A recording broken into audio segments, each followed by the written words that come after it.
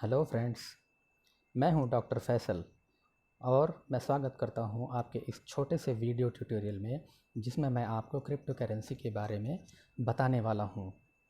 इससे पहले कि आप क्रिप्टो करेंसी के बारे में कुछ समझें, आपको ये समझना बहुत ज़रूरी है कि करेंसी का इतिहास क्या रहा है। आइए शुरू करते हैं हम करेंसी से और भी पीछे जा कर के बार्टर सिस्टम को। देखिए, जब करेंसी नहीं हुआ करती थी यानी कि नोट और सिक्के नहीं हुआ करते थे तो बार्टर सिस्टम प्रचलन में था। बार्टर सिस्टम में लोग जिन चीज़ों की खेती या फल सब्जियां उगाते थे या जो भी सामान उनके पास होते थे उस सामान के बदले दूसरे सामान वो लेते थे, यानी कि ख़रीदना बेचना नहीं होता था, सामान के बदले सामान का विनिमय करना होता था, एक्सचेंज करना होता था। इसमें कई कमियां थी जिसकी वजह से करेंसी अस्तित्व में आई, यानी कि करेंसी का वजूद हुआ। आइए थोड़ी सी देर में हम देखते हैं इसमें क्या क्या कमियां थी। नंबर 1, डबल कोइंसिडेंस, यानी कि दो लोग, कोई मिस्टर ए और कोई मिस्टर बी, दो लोग हैं। मिस्टर ए को चाहिए कोई प्रोडक्ट, कोई सामान जिसका नाम ई है और मिस्टर बी को चाहिए कोई सामान जिसका नाम वाई है। तो ए और बी दोनों आपस में एक दूसरे से सामान की अदला बदली नहीं कर सकते, क्योंकि जो चीज़ ए को चाहिए वो बी के पास नहीं है, जो चीज़ बी को चाहिए वो ए के पास नहीं है। तो डबल कोइंसिडेंस बहुत कम हुआ करता था, जिसकी वजह से करेंसी अस्तित्व में आई, अपने वजूद में आई, करेंसी का आविष्कार हुआ। एक तो ये कमी थी। दूसरा था कॉमन मेजर ऑफ वैल्यू, यानी कि अगर आपके पास 1 दर्जन केले हैं और आपको सेब चाहिए होता है तो कोई सेब वाला आपको ये कहेगा कि हम आपको 1 दर्जन केले के बदले में सिर्फ 2 सेब देंगे, जबकि दूसरा कह सकता है सिर्फ 1 सेब देंगे, जबकि तीसरा या चौथा ये कह सकता है कि हम आपको 4 सेब या 6 सेब देंगे। तो कोई एक कॉमन मेजर नहीं था कि कितनी चीज़ें किस वैल्यू की हैं, किसका इम्पोर्टेंस ज़्यादा है, किसका कम है। तो ये भी एक कमी थी, जो कमी पूरी की रुपए और पैसे ने, यानी कि करेंसी ने। और करेंसी में हर चीज़ों के दाम फिक्स हुआ करते थे, ये चीज़ 1 रुपये की, 2 रुपये की और 3 रुपये की। तीसरी कमी थी डिवीज़न ऑफ गुड्स।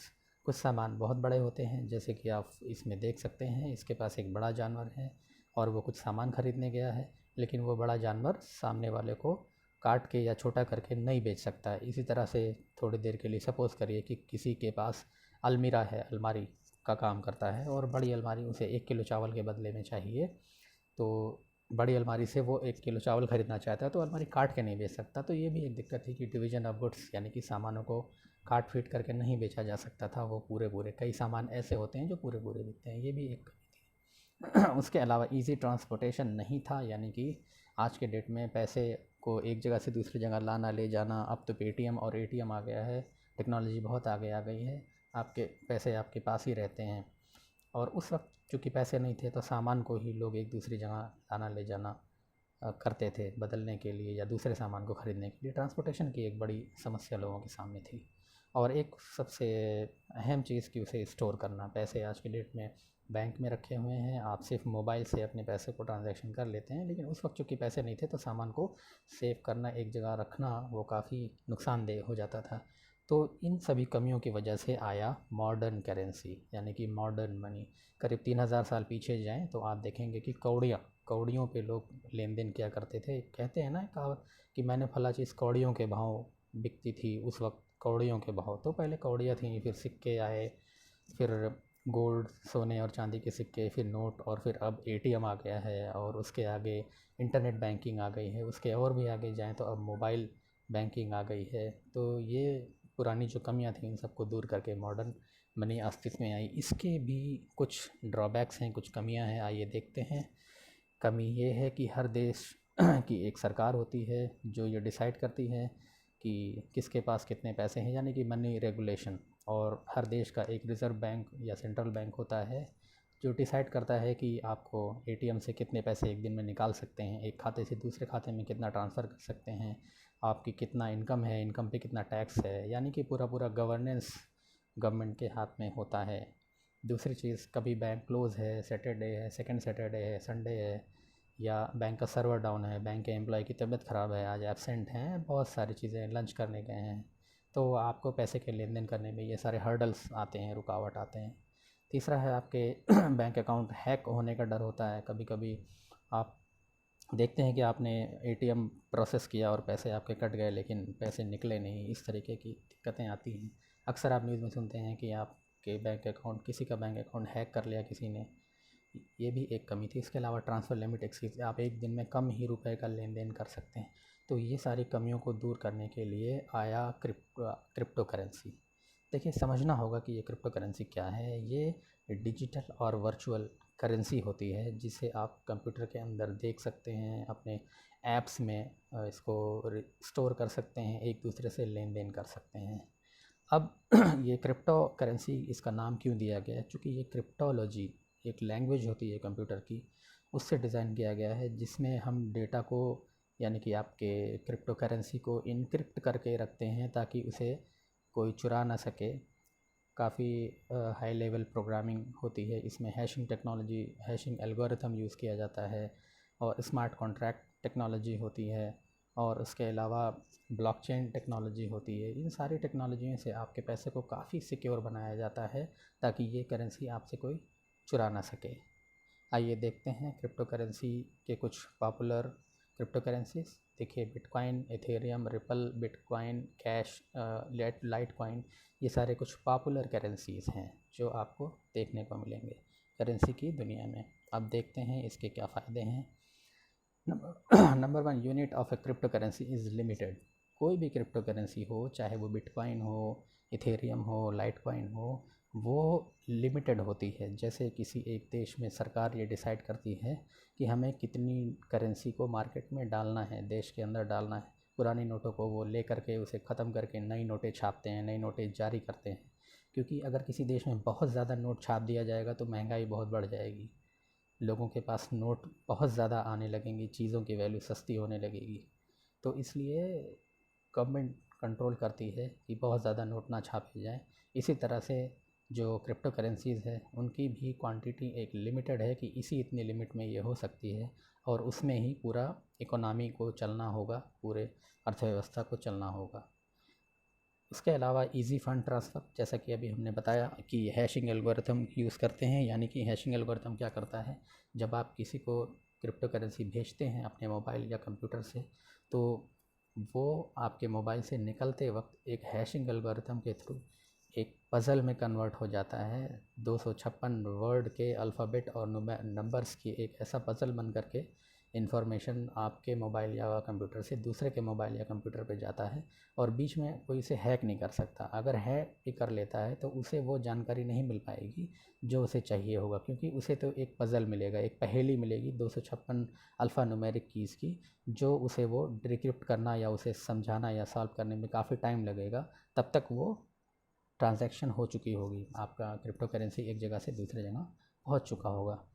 तीसरी इसमें ख़ास बात यह है कि ये ब्लॉकचेन टेक्नोलॉजी को यूज़ करता है और स्मार्ट कॉन्ट्रैक्ट टेक्नोलॉजी को यूज़ करता है। आइए समझते हैं ये स्मार्ट कॉन्ट्रैक्ट टेक्नोलॉजी क्या होती है।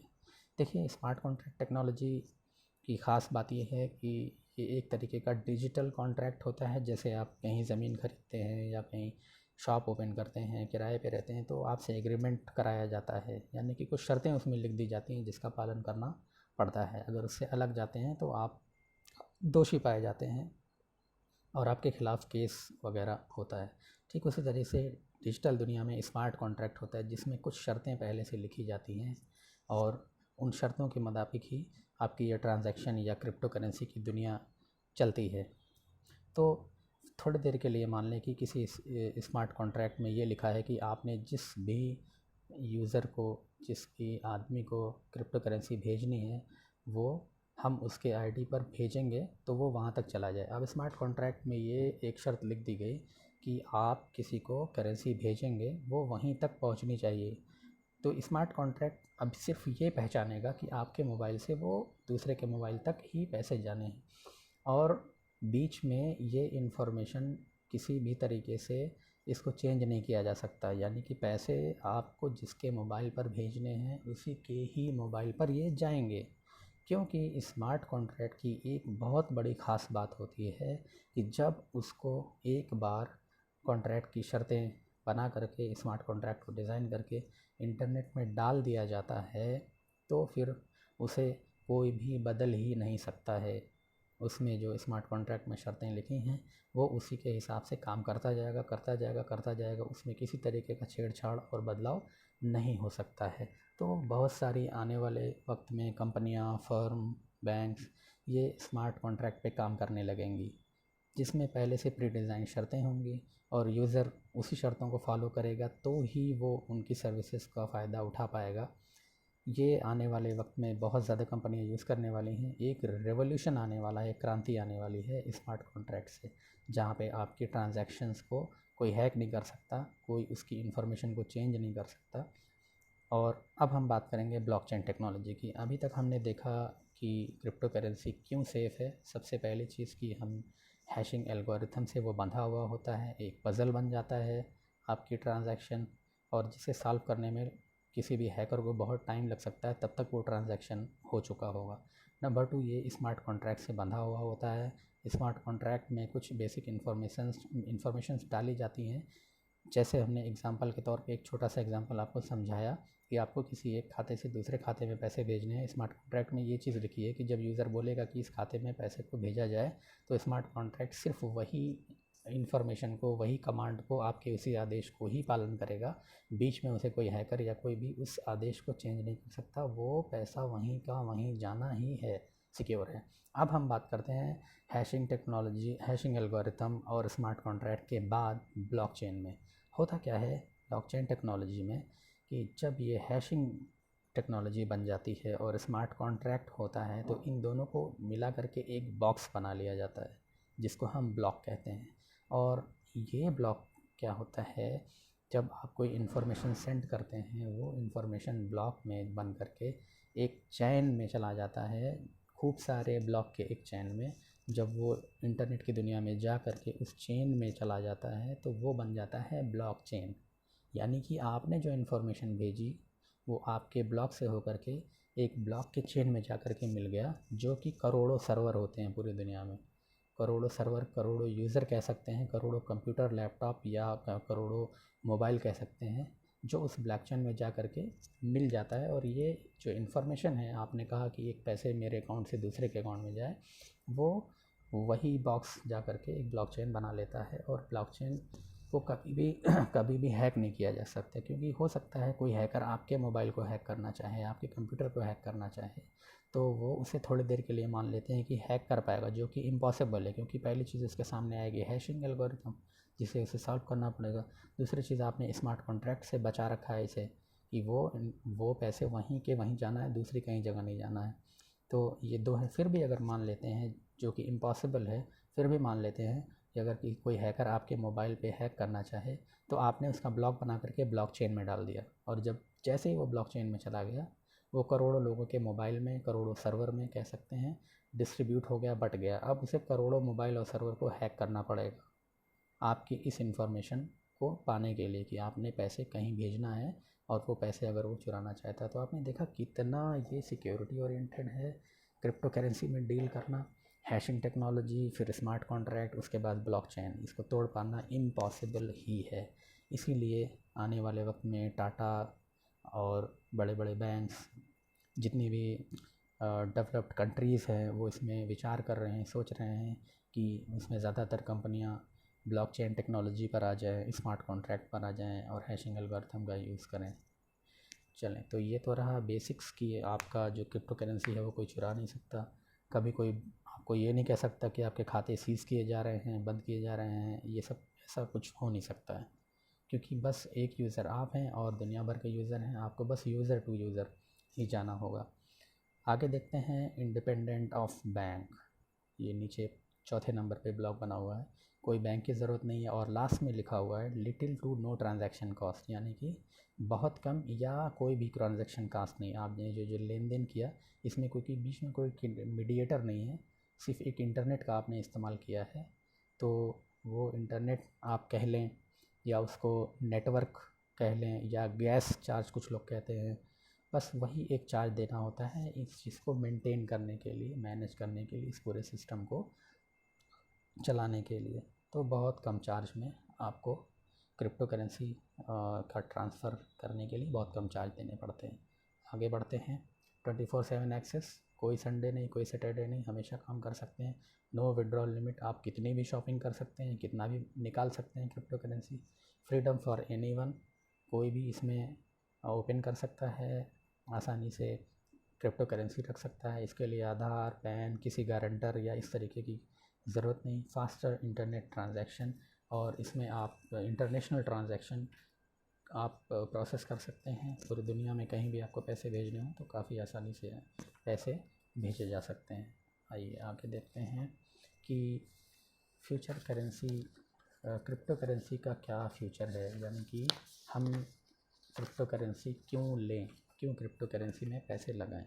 देखिए, बिटकॉइन एक करेंसी है जिसकी 3 अगस्त सन 2020 को वैल्यू 8,57,596 रुपये थी। ये शाम के वक्त की वैल्यू है 3 अगस्त की, जो कि करीब 1 साल पहले कुछ हज़ारों में थी। और जब ये बिटकॉइन शुरू हुआ तब 0.7 रुपये यानी कि 50 रुपये कह सकते हैं इसकी वैल्यू थी। करीब करीब 3 साल के अंदर अंदर ये 9 लाख रुपए तक बढ़ गया है, और आने वाले वक्त में इन करेंसीज़ की वैल्यू और ज़्यादा बढ़ने वाली है, क्योंकि इनका फ्यूचर है, ये सिक्योर्ड है। हमने इसके तमाम सारे फ़ायदे आपको बता दिए हैं कि क्यों क्रिप्टो करेंसी में इन्वेस्ट करना सही है। तो बिटकॉइन एक तरीके की क्रिप्टो करेंसीज़ है, जैसे कि हमने बताया। क्रिप्टो करेंसी बिटकॉइन है, इथेरियम है बिटकॉइन, तमाम तरीके, लाइट कॉइन है ना। इस तरीके से बहुत से क्रिप्टो करेंसीज मार्केट में अवेलेबल हैं। आइए देखते हैं, ये बिटकॉइन था। आगे देखते हैं इथेरियम। ये इथेरियम भी एक तरीके की क्रिप्टो करेंसी है। इथेरियम की 3 अगस्त की वैल्यू है 29,600। ये बिटकॉइन के काफ़ी बाद में लॉन्च हुआ है। अभी 3 अगस्त 2020 को इसकी वैल्यू 29,600 रुपये हैं, जो कि आगे चल के कयास लगाए जा रहे हैं कि सन 2021 के आखिरी तक कम से कम ये 10 लाख रुपए तक जा सकती है। यानी कि अगर आपने 29,600 रुपये की एक इथेरियम कॉइन ख़रीद लिया है आज की डेट में, तो वो 10 लाख रुपए आसानी से हो सकते हैं 2021 के लास्ट तक। तो अगर 10 लाख हो सकते हैं तो हम ये मान करके चलें कि ये 10 लाख नहीं, 5 लाख तो हो ही सकता है सन 2020 के आखिरी तक। 5 लाख नहीं तो 3 लाख तो हो ही सकता है, 3 लाख नहीं तो 2 लाख तो हो ही सकता है। तो भी इसका फ्यूचर बहुत ही अच्छा होने वाला है। आगे देखते हैं, ये बिटकॉइन जैसा कि हमने बताया लिमिटेड है। ये सिर्फ 21 करोड़ ही बिटकॉइन मार्केट में जारी किए जा सकते हैं। इसी तरह से इथेरियम सिर्फ 100 करोड़ ही मार्केट में जारी किए जा सकते हैं। और देखिए, बिटकॉइन जो है वो मैनुअल होता है, और इथेरियम मैनुअल और ऑटोमेटिक दोनों तरीके से इसके ट्रांजैक्शंस होते हैं। बिटकॉइन स्लो वर्क करता है, 10 मिनट में एक ट्रांजैक्शन को कंप्लीट करता है, जबकि इथेरियम सिर्फ 20 सेकंड में आपकी एक ट्रांजैक्शन को, इथेरियम में अगर आप डील करते हैं, इथेरियम लेते हैं, तो 20 सेकंड में ही ये आपकी एक ट्रांजैक्शन को पूरा कर देता है। देखिए, ये क्रिप्टो करेंसी में बहुत सारे कॉन्फ्लिक्ट्स हैं। जैसे बिल गेट्स, जो माइक्रोसॉफ्ट कंपनी का मालिक और दुनिया का सबसे अमीर आदमी है, वो ये कहता है कि आने वाले वक्त में क्रिप्टो करेंसी काफ़ी आगे जाएगी। और इसी तरह से बहुत सारे लोग ऐसा बिलीव करते हैं, फ्यूचरिस्टिक्स बिलीव करते हैं कि सन 2030 तक पूरी दुनिया की 25% जो नेशनल करेंसीज़ है वो क्रिप्टो करेंसीज़ में तब्दील हो चुकी होंगी। यानी कि फ्यूचर इसका बहुत ही ज़्यादा ब्राइट है। आगे देखते हैं, increased acceptance bye merchant and customer. आने वाले वक्त में बहुत सारी कंपनियां, बहुत सारी फर्म, बहुत सारी दुकानें क्रिप्टो करेंसी में डील करने लगेंगी। एंड सबसे आखिर में, it will continue to have a volatile nature. ये वोलेटाइल नेचर का होने वाला है, यानी कि इसकी वैल्यू बढ़ती रहेगी, कभी भी घट सकती है और बढ़ सकती है, ये चीज़ें देखने को मिलेंगी। तो फ्रेंड्स, आज हमने क्रिप्टो करेंसी के बारे में काफ़ी कुछ जान लिया। जैसा कि हमने पहले करेंसी का इतिहास देखा कि लोग बार्टर सिस्टम, सामान के बदले सामान लेते थे, फिर कौड़ियाँ, सिक्के, नोट, और फिर एटीएम से पेटीएम तक। उसके बाद आया क्रिप्टो करेंसी। क्रिप्टो करेंसी काफ़ी सिक्योर है। हमने देखा कि यहाँ पे हैशिंग एल्गोरिथम से इंफॉर्मेशन को बांधा जाता है, और उसके बाद स्मार्ट कॉन्ट्रैक्ट से और फिर ब्लॉकचेन टेक्नोलॉजी से ये करेंसीज़ काफ़ी सेफ़ हैं। यहाँ पे आपको कोई डर नहीं है कि आपका पैसा रातों रात डूब सकता है या कोई इसे हैक कर सकता है या गवर्नमेंट इस पे कंट्रोल कर सकती है, आपके खाते को सीज कर सकती है। ऐसी कोई भी चीज़ें नहीं हैं। आपने देखा कोई लिमिट नहीं है पैसे रखने की, कभी भी निकाल सकते हैं। ये सारी खूबियाँ थी क्रिप्टो करेंसीज़ की। और सबसे अच्छी बात, सबसे ज़्यादा इंटरेस्टिंग बात कि आप क्रिप्टो करेंसी में क्यों इन्वेस्ट करें।